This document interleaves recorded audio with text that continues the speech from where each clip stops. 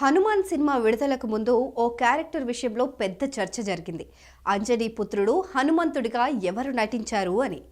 Trailer విడుదలైన తర్వాత ఆ కళ్ళు చూసి కొందరు మెగాస్టార్ చిరంజీవి అని, ప్రేక్షకులు కొందరు కన్ఫర్మ్ చేశారు. అది నిజమని చాలామంది నమ్మారు. మెగాస్టార్ హనుమంతుని భక్తులు కావడం, హనుమాన్ ప్రీ రిలీజ్ వేడుకకు ఆయన ముఖ్య అతిథిగా రావడంతో నమ్మశక్యంగా కూడా అనిపించింది. మరి సినిమాలో హనుమంతుని రోల్ నిజంగా చేసిందెవరు? హనుమాన్ సినిమాలో హీరో తేజ సజ్జా పేరు హనుమంతు. అయితే భగవంతుని పాత్రలో మాత్రం ఎవరూ నటించలేదు. సినిమా చివరి వరకు హనుమంతుడు ఎవరు అని క్యూరియాసిటీ క్రియేట్ చేస్తూ దర్శకుడు ప్రశాంత్ వర్మ సినిమాను ముందుకు నడిపించారు. మధ్యలో హనుమంతుని కళ్ళు చూపించినా చివరకు వచ్చేసరికి హనుమంతుని తెరపై తెచ్చారు.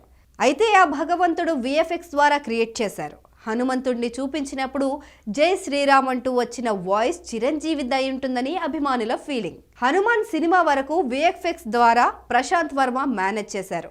నెక్స్ట్ అలా చేయడం కుదరదు. సినిమా చివర్లో సీక్వెల్ జై హనుమాన్ అనౌన్స్ చేశారు. అందులో హనుమంతుడిది ప్రధాన పాత్ర. మరి అప్పుడు విఎఫ్ఎక్స్ చేయడం కుదరదు కదా, ఎవరో ఒకరిని తీసుకురావాలి. ఆ అవకాశం ఎవరికి దక్కుతుందో మరి చూడాలి.